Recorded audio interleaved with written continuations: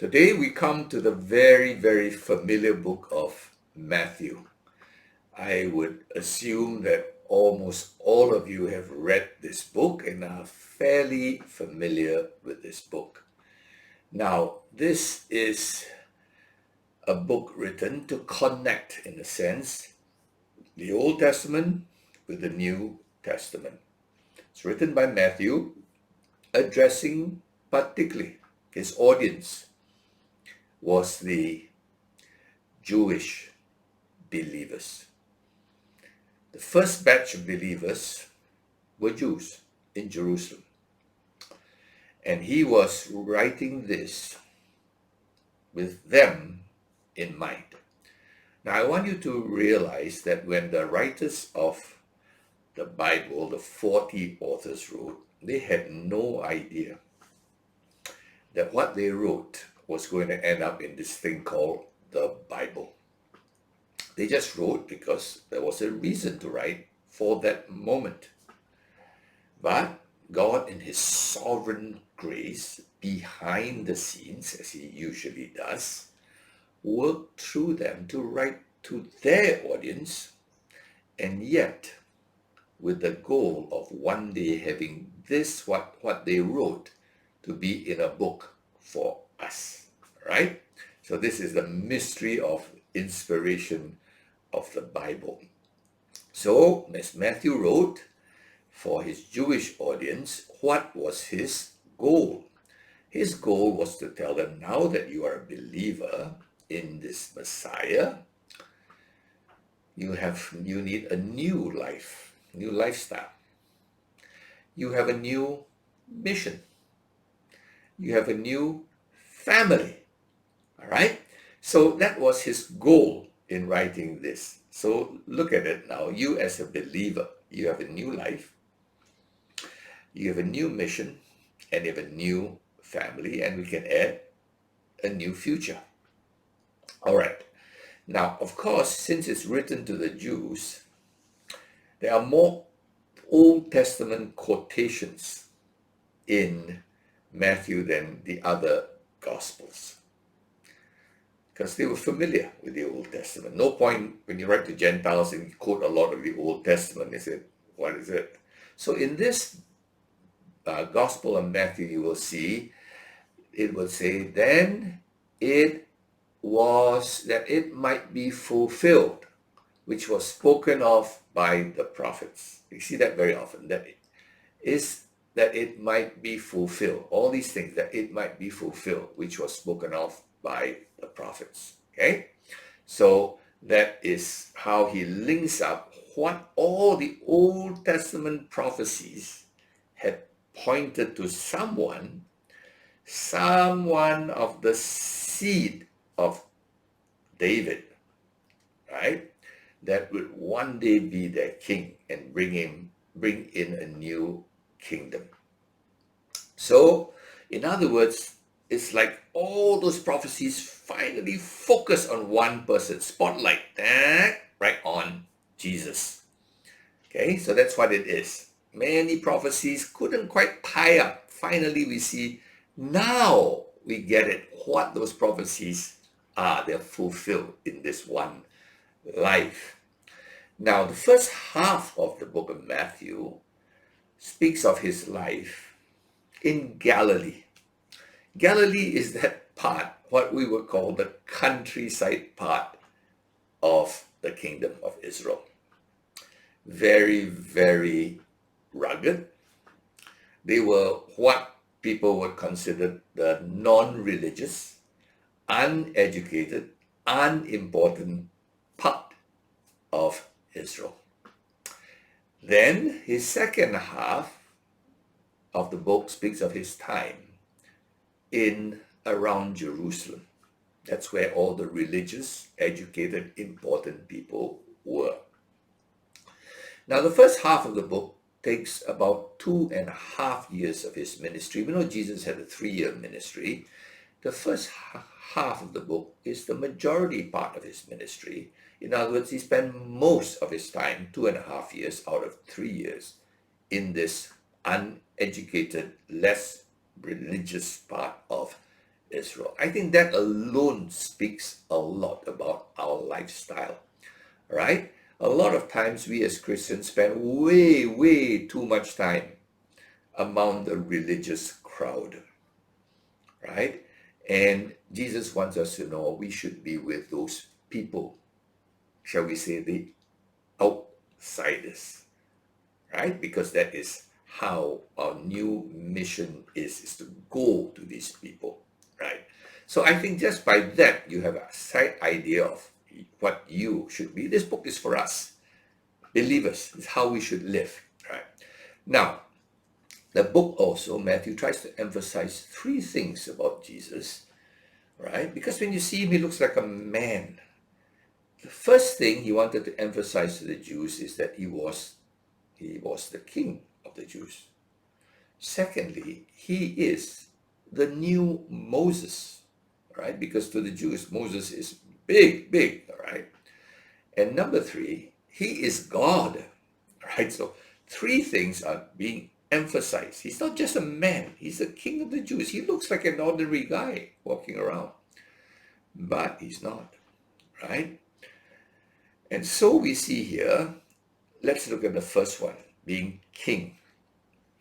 Now, the book of Matthew begins, Matthew chapter 1, verse 1. Please have your Bibles ready. It says, the book of the genealogy of Jesus Christ, the son of David, the son of Abraham. All right? So we see here very clearly, he begins by telling you who this Jesus is. He's the son of David, the one we have been waiting for. The Jews have always been waiting. You know, they had a glorious kingdom at the time of David that it really fizzled out. And the dream of the Jews is a restoration of that kingdom under a son of David. An eternal kingdom, much better, much more glorious under the son of David. So he begins by that. And then if you look at Matthew chapter 1, verse 17, we will see here, so all the generations from Abraham to David were 14 generations. And from David to the deportation to Babylon, 14 generations.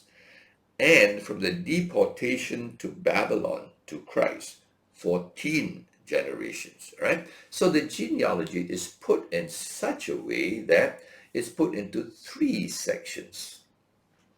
Okay? Abraham to David. Then David to the exile.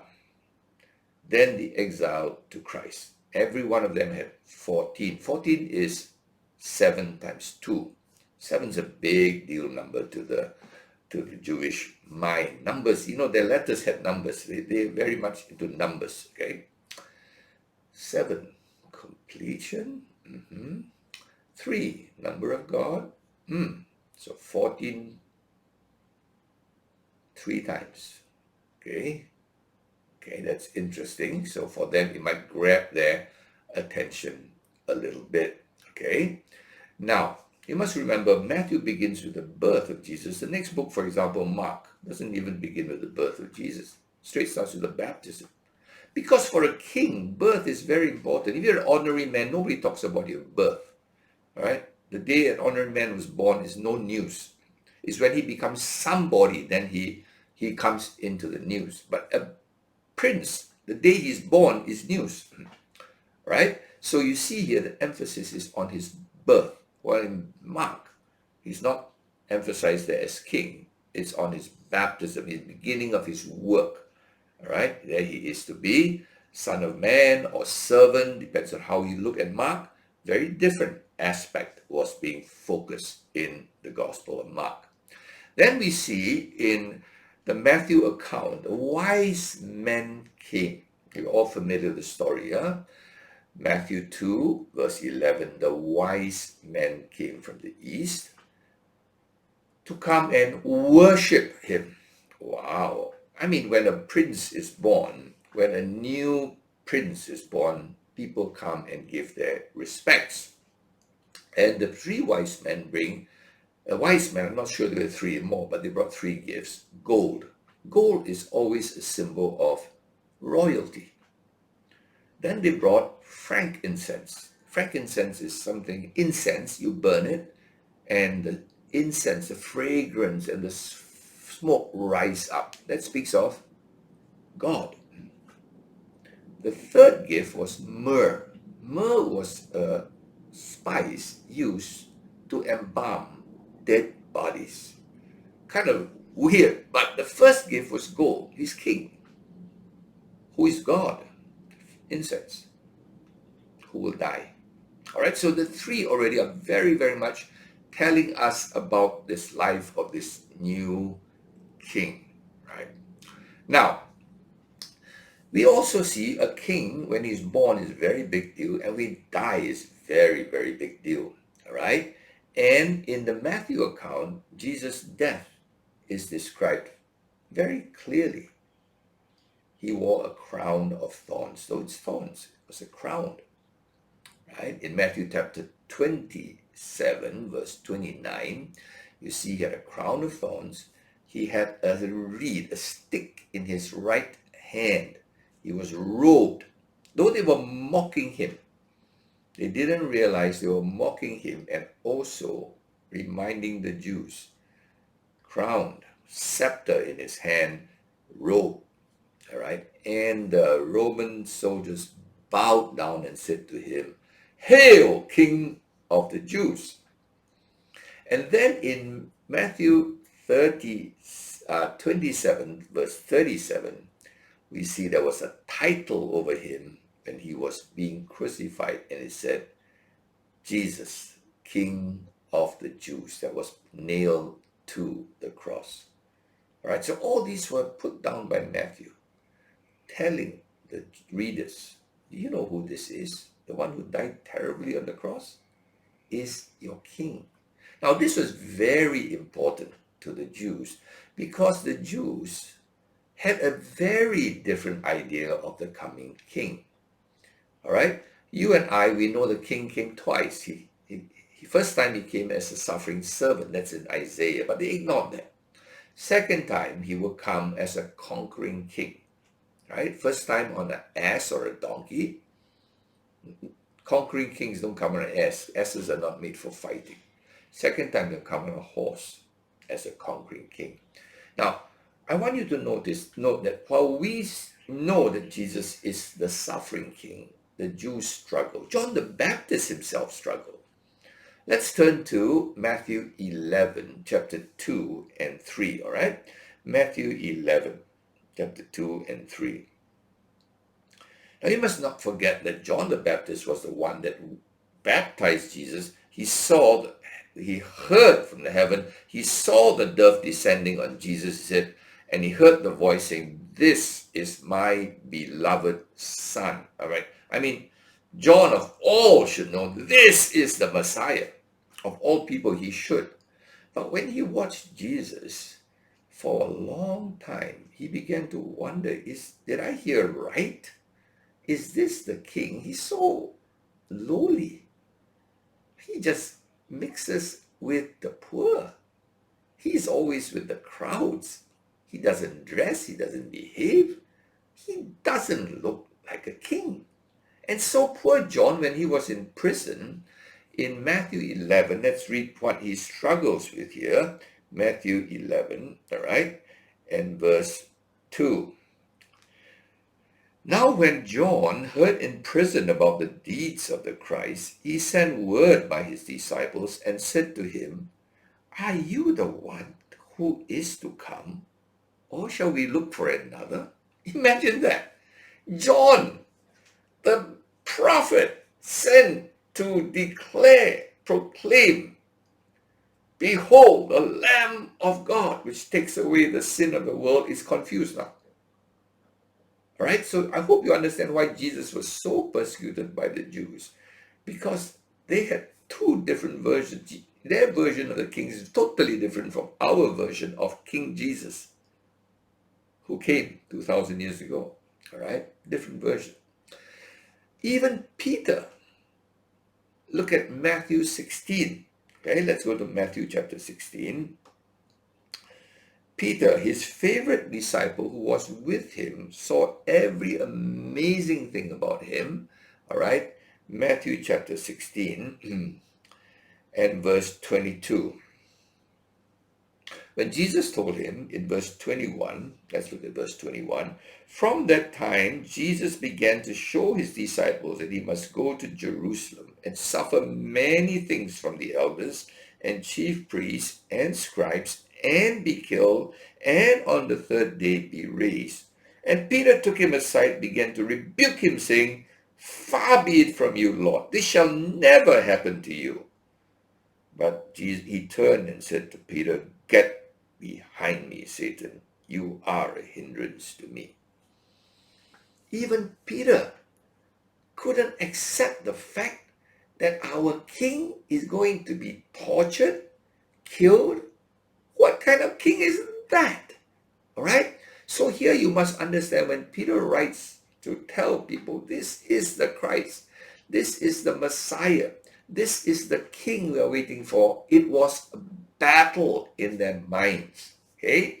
So he writes a lot of these things like the birth of Jesus, the death of Jesus, and many things to emphasize, the miracles to emphasize that this is not an ordinary man. This is the king they're looking for. And yet he dressed like an ordinary man. Okay? So number one, Matthew was working hard to get people to see this is the king, okay, who would come and suffer for us. Number two, Matthew tried to emphasize this is also the new Moses, right? Now in Matthew 2:15, we see that Jesus had to be brought to Egypt as a baby, and then after that, when Herod was dead, he could be brought back from Egypt. 2:15. I was in Egypt last year, and I went to the church where they had a little, like a grotto down there, and he said, Mary and baby Jesus lived here in Egypt. Now, why this thing about having to go to Egypt and come out? What's the point of this thing? Could they just run somewhere else? Moab or Ammon or Philistia? It's much easier, right? But they went. Joseph had to flee to Egypt and then later come out of Egypt. That's the picture of Moses coming out of Egypt. And then after he came out of Egypt, all right, and he grew up, Jesus was baptized. Now, honestly, you look at it, why should Jesus be baptized? What's the point? He never had any sin, all right? Baptism is like you need a new life, all right? Washing of your sins, you come up from the water and you're born again into a new life. He never needed that. But the baptism is to show that just as Moses went through the waters of the Red Sea, Jesus went into the Jordan and came out. And then after that, Jesus went 40 days into the wilderness, as Moses went 40 years in the wilderness. All these numbers click with the Jews, not to you probably. When they read this passage, they read Matthew or they hear Matthew, 40 days? Wasn't Moses 40 years? They all know this, okay? Oh, baptism. Didn't Moses go through the waters? And then after that, the first sermon he does is on a mount. And then the Jews always remember God's law was given on Mount Sinai. See, these things click. There are words that click in minds. We call buzzwords. It hits a bell in the mind of the Jew. And Jesus on the mount preached the Sermon on the Mount. How to live as God and Mount Sinai had given them the law, how to live. Except this time, Jesus is going to tell them, I will not only give you a new way to live, but as God did in Sinai, he gave you a new way to live, but also give you a new heart so that you can live the way you should. All right? And that's why in Matthew 5:17, I just want you to watch. Go to Matthew 5, verse 17. I'm sorry I'm jumping around, but Matthew is a big book. We can't cover everything, not like previously. Matthew chapter 5, all right? Verse 17. Do not think that I've come to abolish the law or the prophets. I have not come to abolish them, but to fulfill them. You see, he's telling them, I am come to preserve the law. Just as Moses gave the law, I'm giving you a law. I'm not breaking laws by this.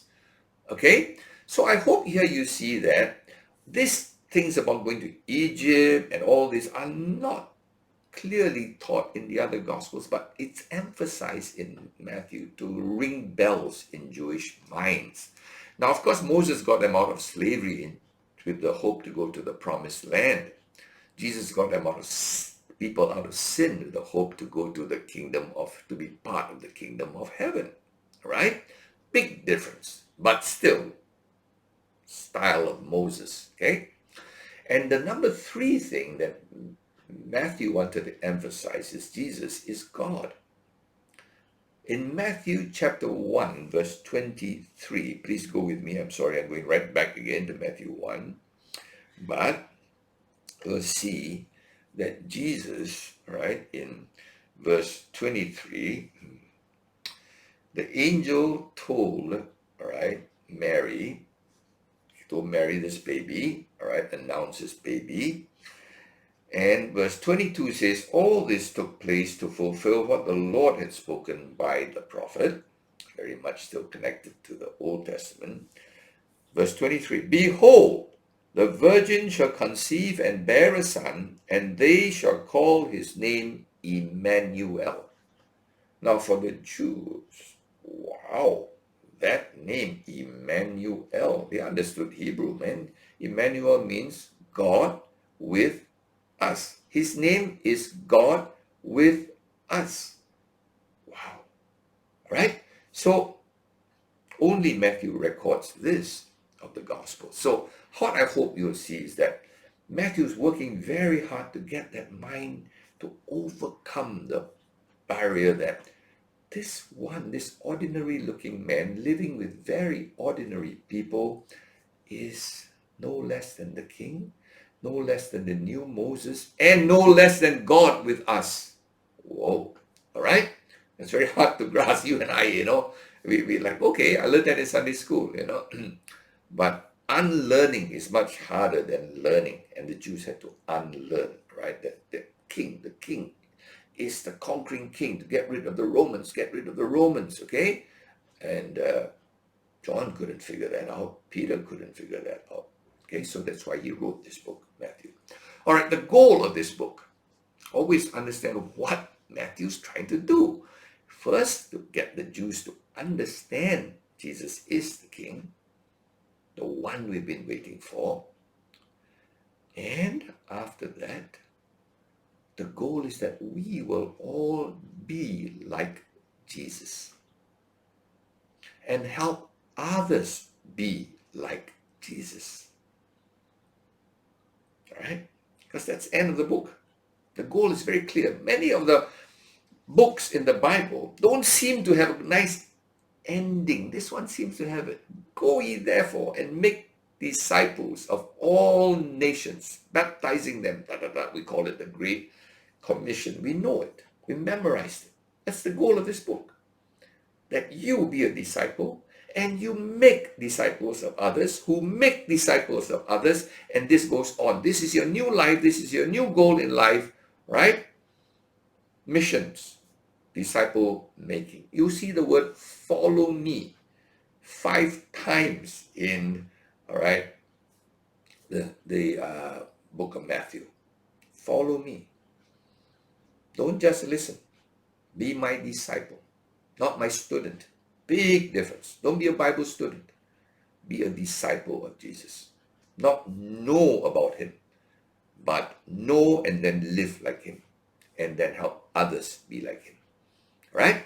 So the goal is very, very clear in this book. Now, the method, how did Jesus do it? This book is full of the works of Jesus, his life, works.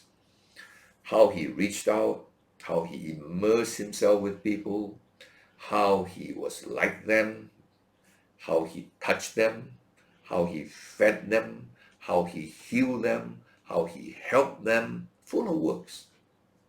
It's not Bible student, not, all right, let's go for our discipleship class. See you next week, discipleship class. See you next week, discipleship class until we die. No, it's about going out, reaching, right? So it's about his works. And as he did his works, he taught his word, right? And he taught with authority. In Matthew chapter 7, verse 29, let's just go there. These are just some key things. If we don't see all this, then we're just reading a whole bundle of stuff that will make our head big and fat, like many Christians, and our legs tiny and atrophied, our hands paralyzed, right? Our hearts shrivel up. Matthew chapter 7, verse 29. This is after the Sermon on the Mount.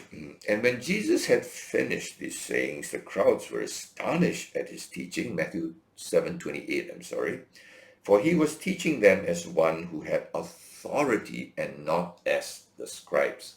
Now, a lot of Bible teaching today is taught by people who read another book and then teach you what they read in another book, right? There's no authority in that teaching because it's not part of their life. They read their sermon, they read their lesson because it's just something they read, put in their head, and then they discharge it. It's very different from Jesus who taught, and I hope when we talk of the Word of God, it is out of our life. We don't speak as if we read it somewhere. We speak as if we know it. We speak with authority. I mean, if I know something, I can tell you, no, that's not the way to do it. Rather than, no, I don't think that's the way to do it because I read that doesn't work. It's very different, right? And so today, the method of Christianity in general is basically word-based and word-based alone. I'm not agreeing against word-based. You need the word. I don't know about Jesus until I reach the Bible. But word-based must produce works in life, right? I always say it starts with the head. It moves the heart, and then it moves the hands and the feet.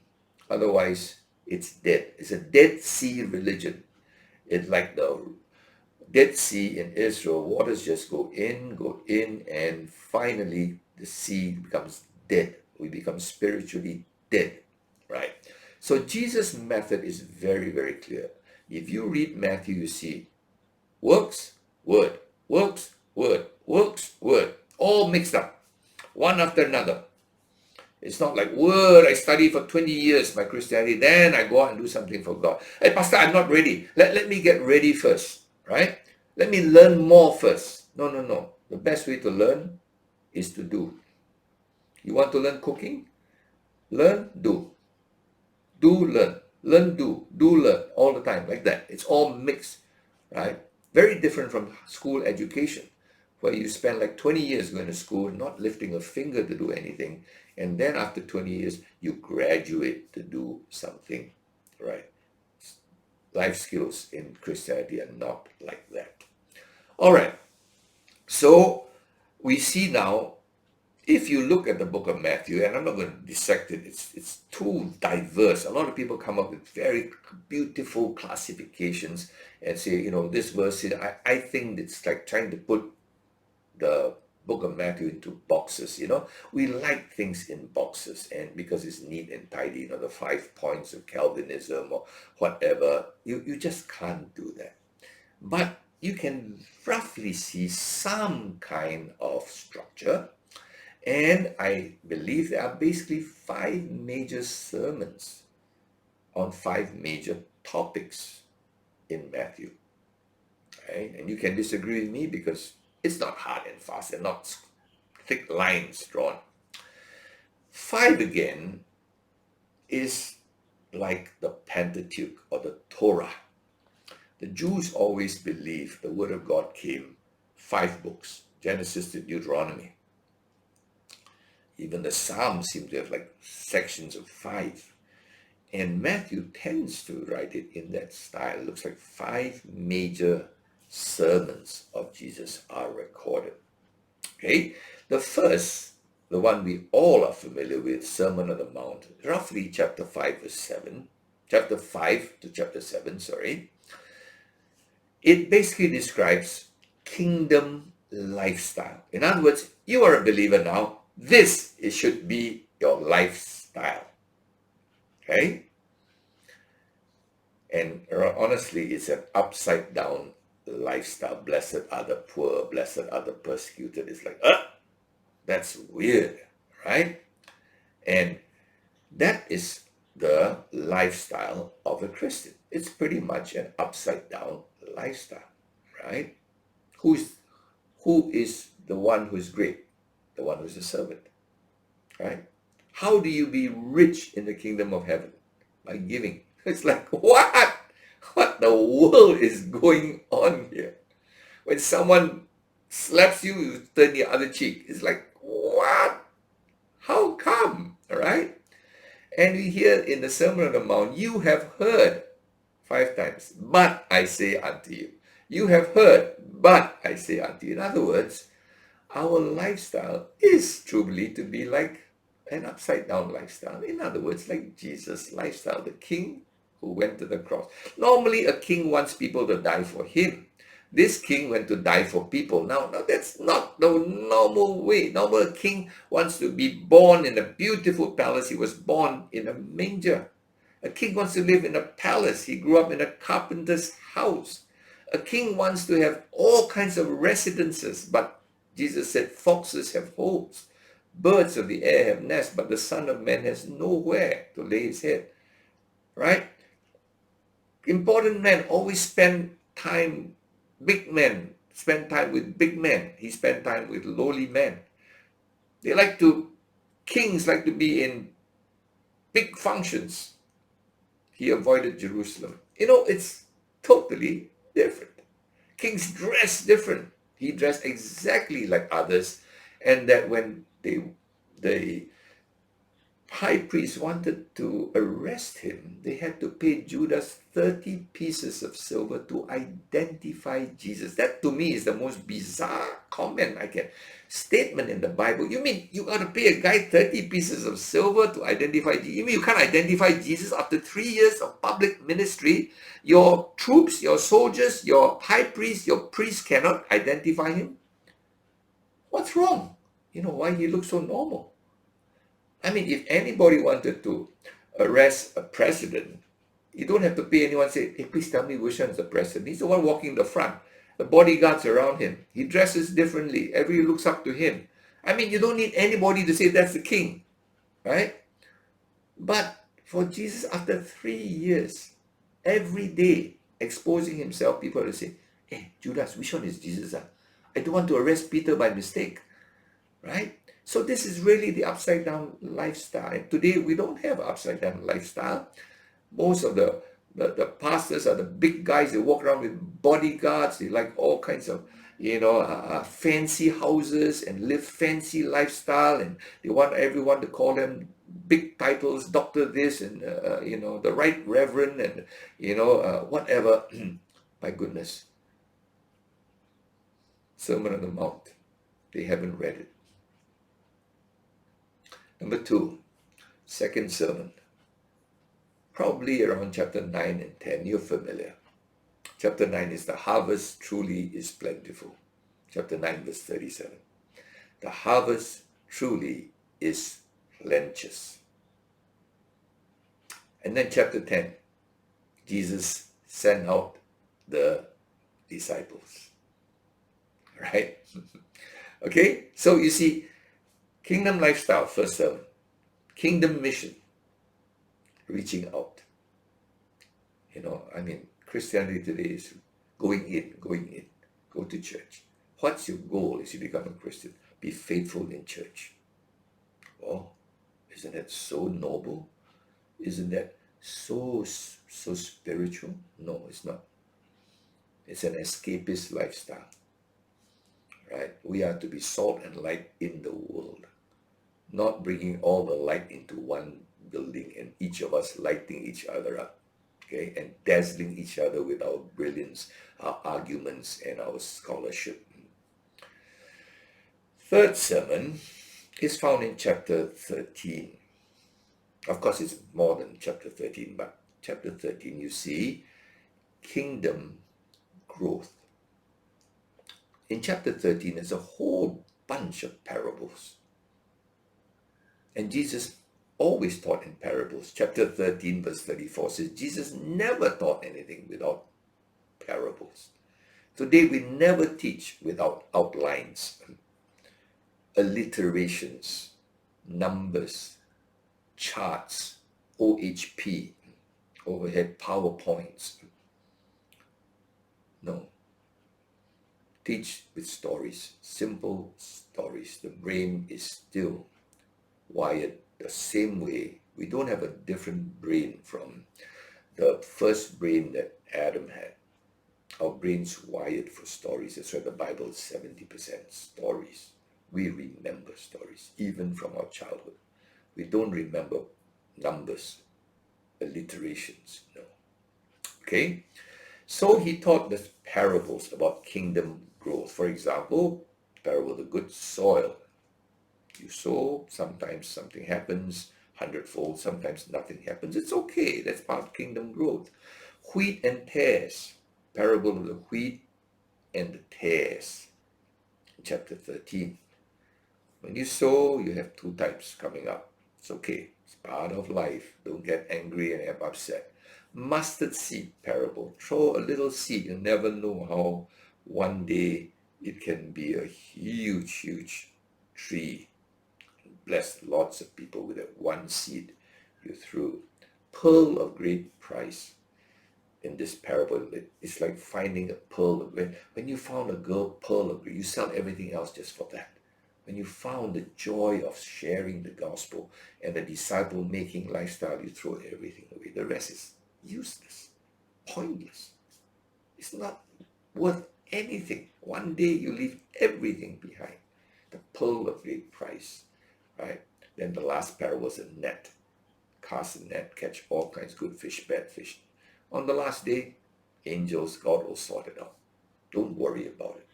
Okay? So the third sermon was about kingdom growth.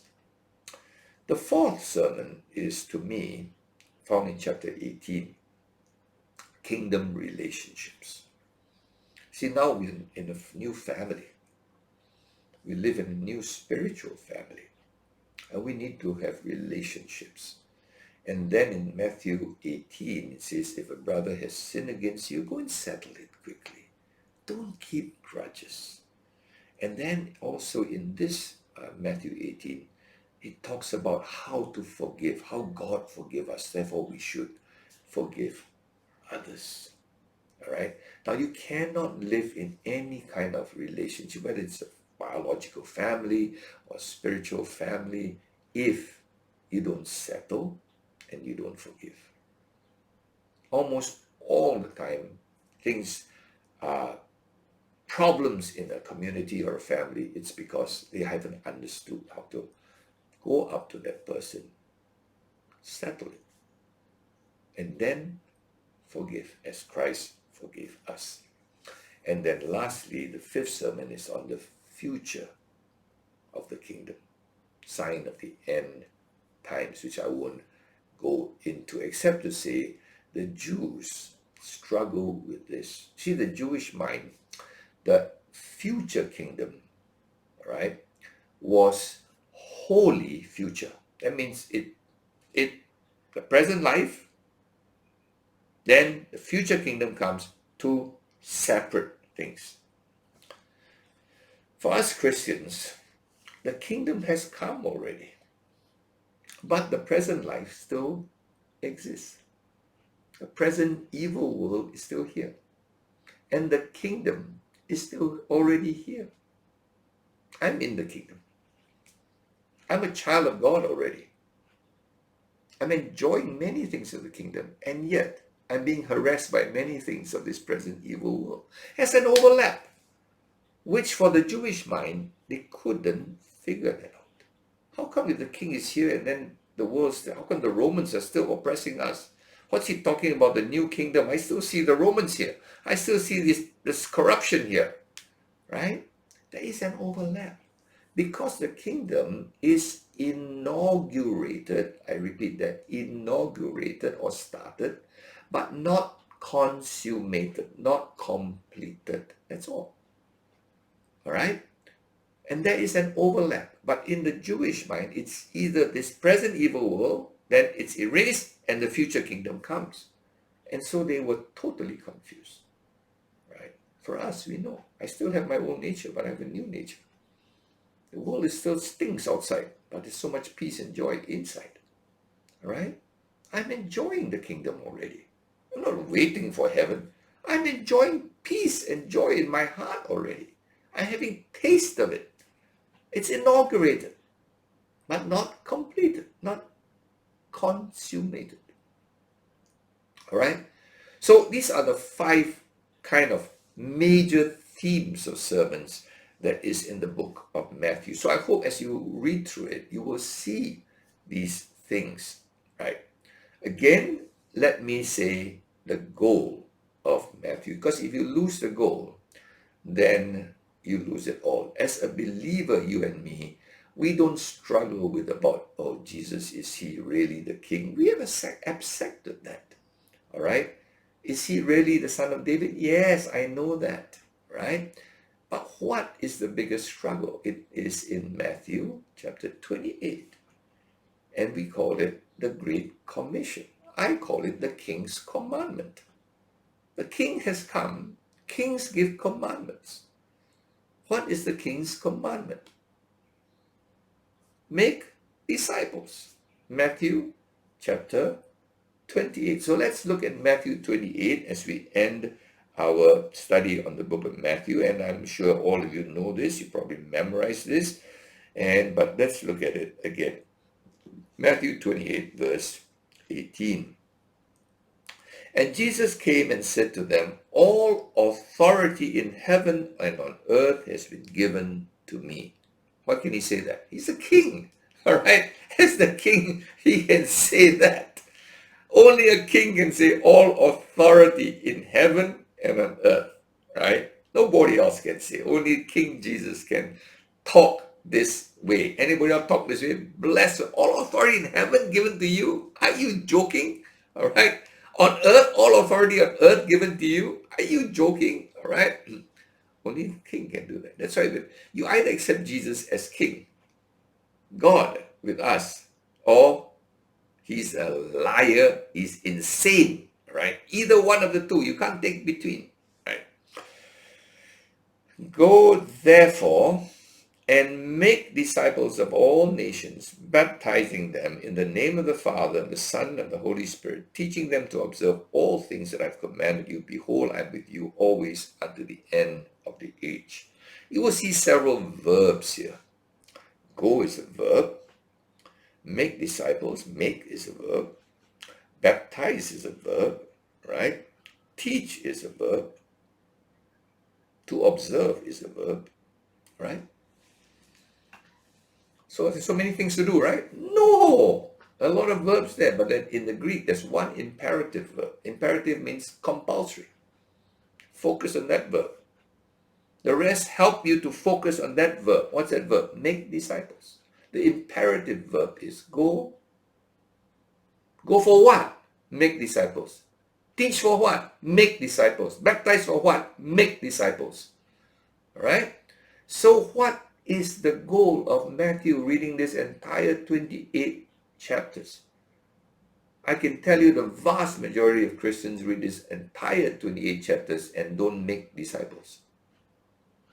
They go to church. They go to Bible studies for a lifetime and make no disciples. Maybe one, maybe their kid. All right? And even that, not likely. They never really focus on it. They made the kid go to Bible Sunday school and never look and say, follow me, son. My life, my deeds. Not Sunday school teacher's words. Papa's life, Papa's deeds. Follow that. All right? Now look at the last phrase there. And behold, I am with you always to the end of the age. Only God can say that. Only Emmanuel can say that. God with us. So do you see here the king's command? The king commands you. It's not a great commission. It sounds weird in great commission. It's the king's commandment to make disciples. And many of us have ignored the commandment. And you will never have Christ. You'll never know the reality of God till you're making disciples. That's when you know He is with you. For many Christians, God is up there somewhere, maybe there in the church.